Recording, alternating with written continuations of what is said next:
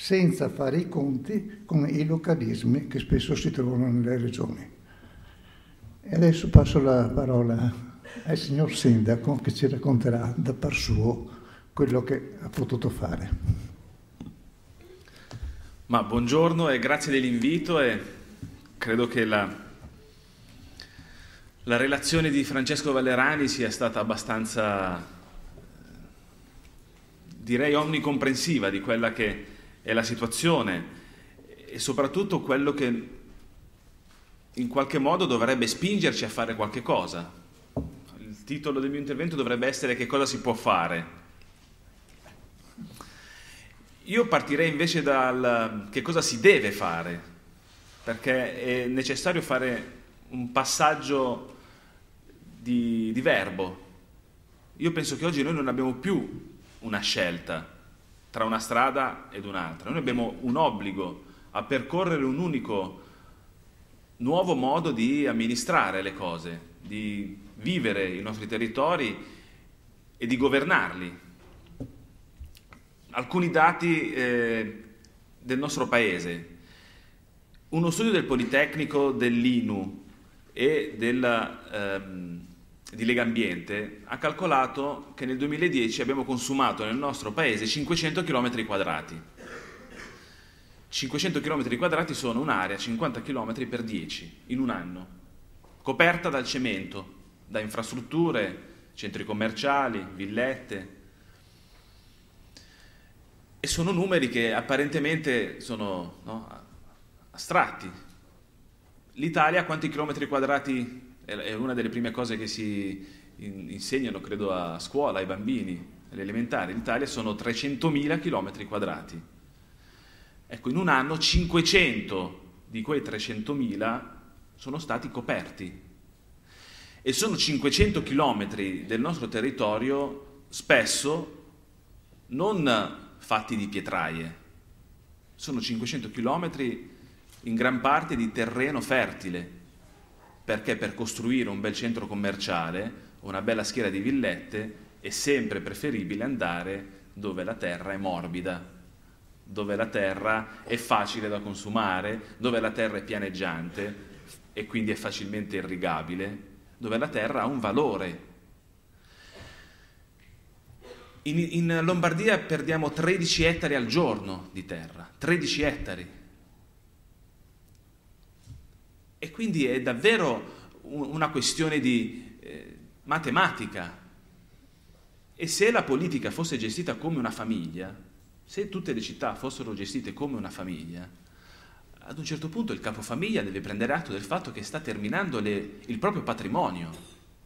Oppure, visto che va di moda parlare di aziende, se io produco scarpe e finanzio gli stipendi dei miei lavoratori vendendo il patrimonio, il pezzo di capannone, prima o poi io la ditta la chiudo, fallisco.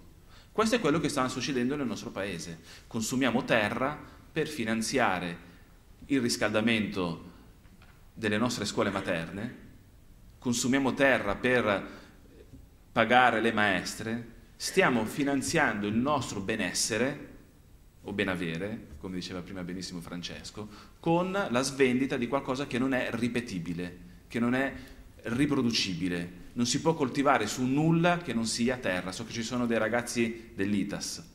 Non è stato ancora inventato dalla scienza un nuovo supporto su cui far crescere dei pomodori. Ci vuole la terra fertile, in grado di creare vita. Noi stiamo sostituendo tutti gli anni una cosa viva con una cosa morta. Quindi noi stiamo autodistruggendo il nostro paese e il nostro stesso essere viventi. E lo stiamo distruggendo in termini anche scientifici, perché nel momento in cui noi uccidiamo un ecosistema o ne compromettiamo la propria capacità di rigenerarsi, ci stiamo bruciando delle possibilità di futuro.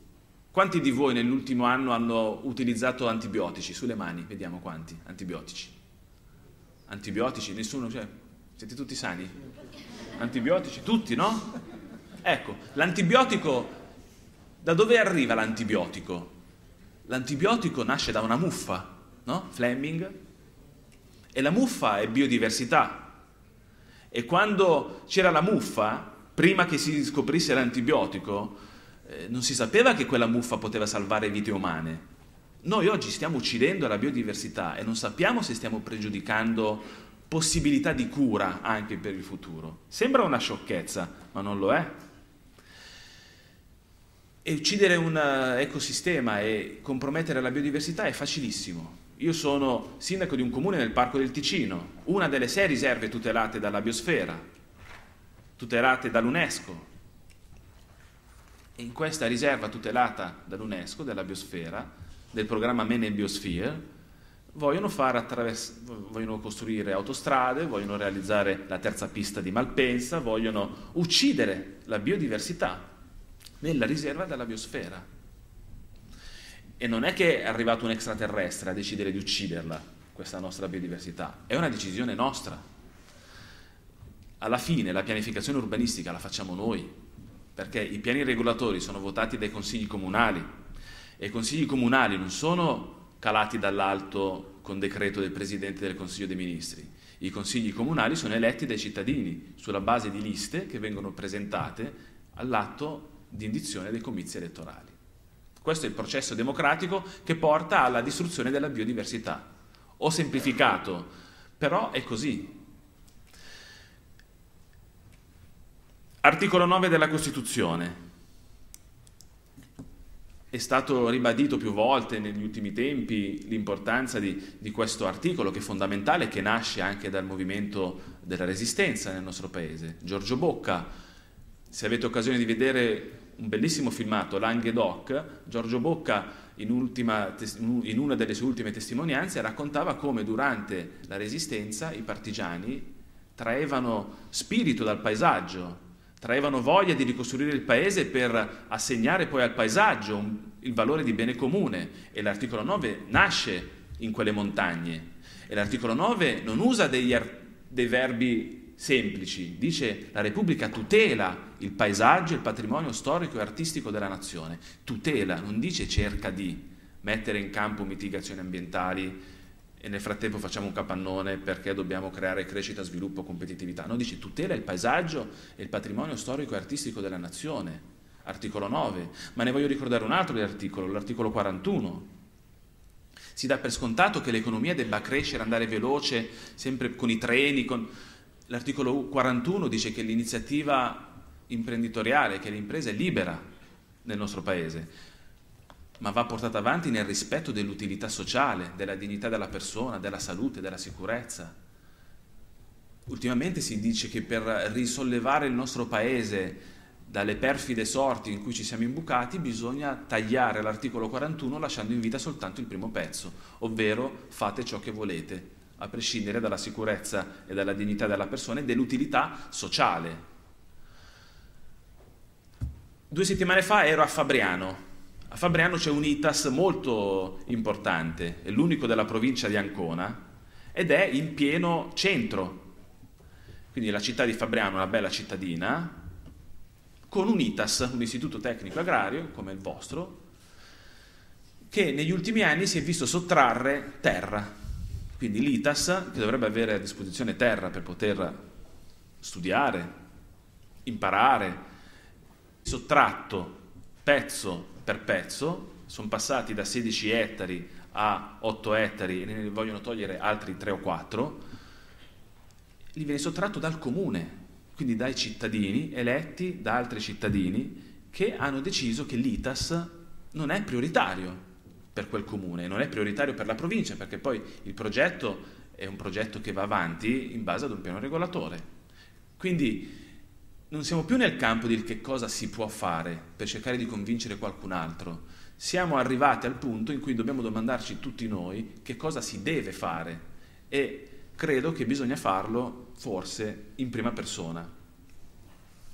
Dico bisogna farlo in prima persona perché oggi la politica non è più in grado di avere un'autonomia di elaborazione per fare le cose che sono conseguenti a quello che abbiamo appena visto.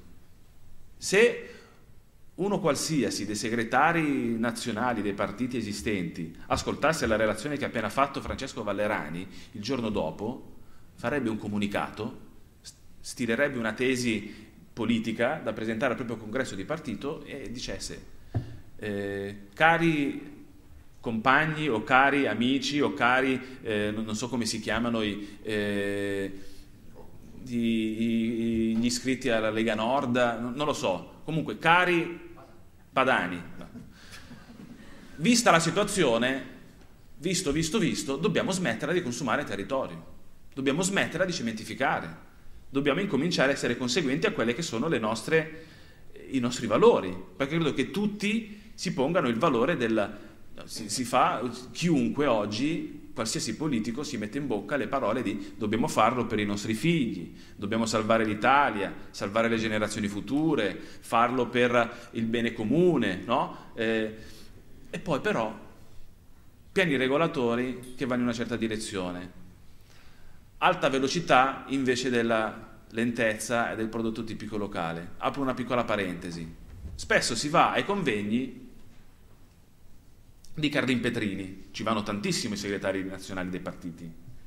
Carlin Petrini a Torino, a Milano, a Venezia, ovunque, fa un bel convegno in cui arriva e spiega giustamente che bisogna tutelare la terra, coltivare i prodotti tipici locali, preservare l'identità, e quindi ci sono sempre in prima fila i segretari di partito locali, e poi però il problema è che questi segretari di partito il pomeriggio vanno ad un altro convegno, non rimangono a sentire Petrini fino alla fine, vanno ad un altro convegno dove si dice che per andare da Torino a Lione bisogna bucare una montagna piena d'amianto perché bisogna trasportare una bottiglietta d'acqua a 300 km all'ora, perché altrimenti noi l'economia non la salviamo.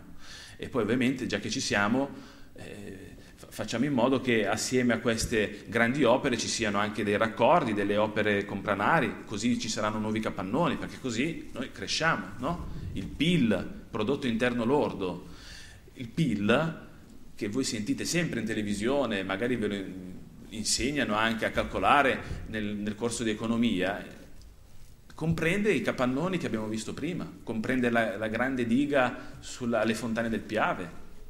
Il PIL è là. Capannoni e cemento è una delle componenti principali del prodotto interno lordo italiano.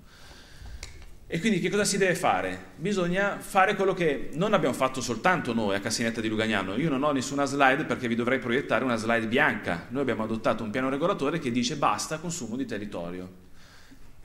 Si faccia una linea rossa attorno all'edificato. Si costruisca, se necessario, ma soltanto su quello che è già stato compromesso.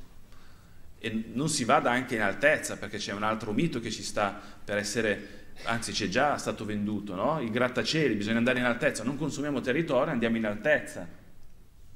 A Verona sono previste 12 torri, Verona.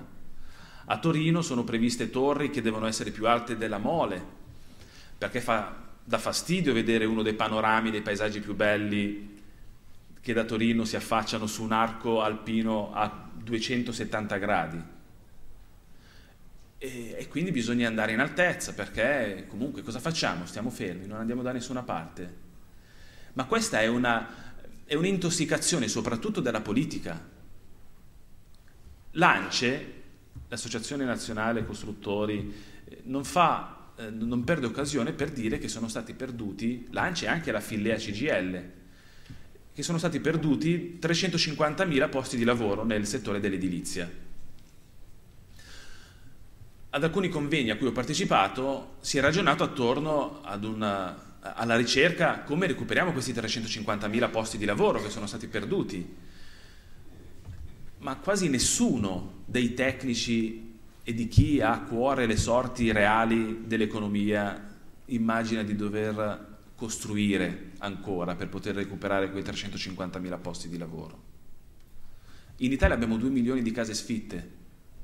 Le stime più prudenti dicono 2 milioni di case vuote, volumi inutili, capannoni, affittasi, vendesi, sono ormai ovunque, no? Sono investimenti non di economia sana quella, no? Economia malata. E per recuperare veri posti di lavoro, gli stessi operatori del settore pensano che bisogna andare in un'altra direzione, sulla riqualificazione energetica degli edifici esistenti, sulla cura del paesaggio. Quanti posti di lavoro potremmo creare se avviassimo un'altra grande opera, quella della cura del dissesto idrogeologico? Non so se voi siete mai stati all'Aquila. Ecco, un'altra grande opera, il recupero dei nostri centri storici. L'Aquila è emblematico, è il 6º centro storico d'Italia per bellezza e tipicità. È morto. C'è stato il terremoto, ma è morto e non c'è un cantiere aperto. Un cantiere aperto all'Aquila non c'è, perché sono tutti impegnati a costruire le new town, no? Ve le ricordate? Le new town che qualcuno voleva fare e si sta facendo. Ma l'Aquila è morta. Quella dovrebbe essere la prima grande opera del nostro paese. E poi l'altra grande opera dovrebbe essere proprio la cura del paesaggio per voi. Adesso vi faccio una domanda scabrosa e diretta. Voi preferireste fare l'amore alle fontane bianche o in un centro commerciale? Dove? Che? No, ditemelo però sinceramente. Allora, quanti vorrebbero farlo in un centro commerciale? In un centro commerciale, eh? Sul cemento duro, un po' di puzza, di smog, motorini che arrivano. Sulle mani, facciamo un sondaggio. Centro commerciale, no, però dovete essere sinceri. E invece in un fienile o in campagna all'aperto, con una coperta, quanti? Sulle mani. Ragazzi, ma siete tutti comunioni in liberazione. Niente, non volete fare l'amore, vabbè. È un altro problema questo che dovremo affrontare. Allora, a parte le battute però, il benessere psicologico credo che dobbiamo avercelo sempre ben presente, non soltanto noi che facciamo politica o cerchiamo di fare politica, ma soprattutto voi. Le persone di questo paese si stanno dimenticando quello che serve veramente per essere felici. Non si può pensare di essere felici andando a lavorare dal lunedì al venerdì con un paio d'ore di auto all'andata e al ritorno e poi andarsi ad imbucare il sabato e la domenica in un centro commerciale. Non è questo il modo per essere felici. Poi magari spesso riflettevo in questi giorni attraversando il Veneto o comunque la nostra pianura, abbiamo dei luoghi bruttissimi, degli scatoloni, dei capannoni e all'interno ci fanno vedere le cose belle, no? Dei posti belli, delle agenzie di viaggio in scatoloni prefabbricati che ci vendono la bella vita e il bel posto e non sappiamo che ce l'abbiamo dietro casa, no? Il nostro bel posto.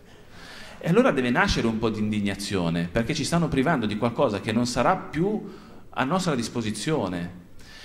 E nell'indignarci dobbiamo fare quello che spesso ci viene sconsigliato, soprattutto da chi oggi solca i palchi della politica, ovvero delegateci. No? La politica è qualcosa per professionisti, è qualcosa per chi è...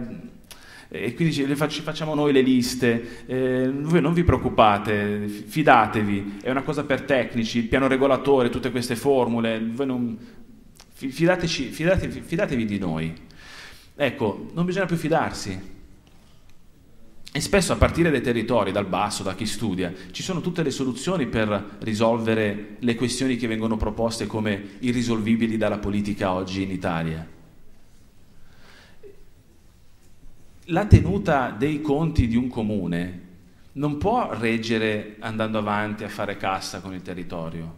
Quanto può andare avanti ancora? No? Noi, il comune di Cassinetta di Lugagnano è considerato il comune a crescita zero, perché abbiamo deciso di fermarci al 20%, che è già tanto, di suolo urbanizzato. Siamo alle porte della provincia di Milano. Ci sono comuni che la crescita zero la fanno già perché sono già arrivati al 95% di suolo urbanizzato. E non è che questi qua hanno chiuso baracche e burattini, stanno andando avanti lo stesso.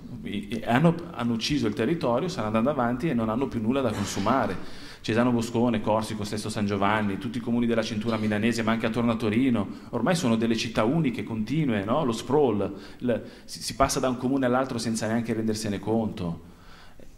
E quindi bisogna trovare la via di uscita e per trovarla bisogna interessare la politica nazionale. Quanti soldi arrivano in un comune per realizzare rotonde, autostrade, piani di insediamento industriale? Tanti. Quanti soldi arrivano ad un comune per fare un parco? Pochi, zero, nulla. Se un comune dovesse decidere di fare a meno degli oneri di urbanizzazione, c'è una legge che prevede che ci sia un trasferimento compensativo? No. E allora l'articolo 9 della Costituzione dove sta? In soffitta. È buono per convegni. E l'articolo 9 della Costituzione invece dovrebbe stare in mezzo alla gente, in mezzo alla strada, a discutere di come organizzare la vita di comunità. Perché se siamo felici perché hanno aperto il centro commerciale, siamo malati. Dovremmo essere felici se c'è il negozietto sotto casa dove io mi ricordo mia mamma mi mandava a prendere il latte, no? Mi mandava a prendere il latte, io andavo con la mia bicicletta. Oggi invece chi di noi manderebbe il proprio bambino a prendere il latte in un centro commerciale, attorno a una rotonda? Chiamano i servizi sociali, ce lo portano via perché è quasi, no? Allora, dove sta la vera politica? Dove sta il vero bene comune? Io credo debba essere ricercato a partire proprio dall'ABC della politica, ambiente e bene comune, ABC della politica, e abbandonare altre invece frasi fatte che ci vengono vendute in televisione come se fossero una crescita, sviluppo, competitività. Questa cosa di crescita, sviluppo, competitività, dobbiamo andare più veloci, e quindi Bersani che fa il TAV con il pennarello rosso e Berlusconi che lo fa con il pennarello blu, dobbiamo fare dighe, grandi opere, dobbiamo andare stare al passo con l'Europa. Dire di no a questa cosa spesso viene etichettato come essere un estremista. Prima si citavano alcuni dati: l'Italia 130 ettari al giorno, la Germania 60 ettari al giorno di consumo di territorio. Alcuni anni fa. Una grande estremista in Germania, in un governo estremamente di sinistra, proprio spinto, era il governo Helmut Kohl, quindi estrema sinistra, e il ministro dell'ambiente era Angela Merkel, nota ambientalista che sale sugli alberi per abbracciare i panda, per tutelare. Ecco, Angela Merkel, hanno fatto 4 conti, 60 ettari al giorno, la Germania è grande, dobbiamo scendere, non possiamo andare avanti a 60 ettari al giorno, dobbiamo arrivare a 30 in Germania. Ecco, non è estremista questo. Io all'inizio mi sentivo appiccicato all'etichetta, il sindaco estremista, quello radicale, ambientalista. Io oggi mi sento estremamente moderato. E credo che sia più estremista il genero del più grande costruttore d'Italia, che si dice essere il leader dei moderati. No? Io penso che sia più estremista chi pensa di dover andare avanti a costruire casermoni alle porte di Roma, alle porte di Milano, uccidendo paesaggi meravigliosi che non si potranno mai recuperare. E questa indignazione sta crescendo, ed è un'indignazione moderata. Noi abbiamo lanciato questa campagna, il forum Salviamo il Paesaggio, che cercherà di replicare quello che è stato già fatto per l'acqua. Speriamo con esiti migliori, poi, perché l'acqua abbiamo fatto il referendum e ce lo stanno facendo rimangiare il voto di 27 milioni di italiani. Con questo forum noi porteremo avanti 2 iniziative, voi, in tutta Italia. La prima è un censimento comune per comune di quante sono le case sfitte, quanti sono gli immobili vuoti, e sulla base di questo censimento chiedere politiche urbanistiche conseguenti. La seconda è una nuova legge, una legge di principio che rispecchi veramente l'articolo 9 della Costituzione e dica che la terra è un bene comune e che viene prima l'interesse generale collettivo dell'interesse della rendita parassitaria. Un tempo c'era la politica che dichiarava che la rendita parassitaria era da contrastare, esisteva una politica che lo diceva ed era uno stigma da attaccare a chi voleva essere un parassita della rendita. Oggi non c'è più l'economia che vuole mettere in moto il sapere e la produzione di cose utili alle persone per il benessere della... Oggi c'è l'inseguimento della rendita parassitaria. Un terreno d'agricolo diventa residenziale e i sindaci remida li chiama Francesco. Il sindaco firma concessione edilizia, quello che tocca diventa oro. Quindi il fatto di andare a costituire un forum che metta insieme cittadini comuni, associazioni, ma anche partiti, liste, circoli territoriali che dicano tutti la stessa cosa, può essere uno dei modi per ritrovare il senso di essere italiani. Perché davvero l'articolo 9 non dice cose banali, dice che cosa noi dobbiamo tutelare, quando noi ci confrontiamo con i nostri amici tedeschi o francesi o inglesi o spagnoli e ci vantiamo di essere il paese più bello del mondo, non so se lo siamo ancora, ma ci vantiamo di essere il paese più bello del mondo non per i grattacieli o per le rotonde. Diciamo che siamo il paese più bello del mondo per il paesaggio, le colline marchigiane, le ville palladiane, le Alpi, la pianura padana intera, la Sicilia, le coste. In Liguria si sta costruendo nel mare, perché è finita la terra e si sta costruendo proprio nel mare. E noi ci vantiamo perché siamo questo, il paesaggio siamo noi, e l'Italia è il prodotto di questo paesaggio. E quindi dobbiamo davvero metterci in testa che o riusciamo a riaffermare l'importanza di questo articolo, ma in origine, oppure vincerà qualcuno che ormai l'ha scritto e lo sta portando avanti da diversi anni, l'autore del nuovo articolo 1 della nostra Costituzione, cioè l'Italia è una repubblica fondata sul cemento. Ecco, cancelliamo questo articolo e riaffermiamo quello che nell'immediato dopoguerra hanno scritto i nostri padri costituenti. Grazie.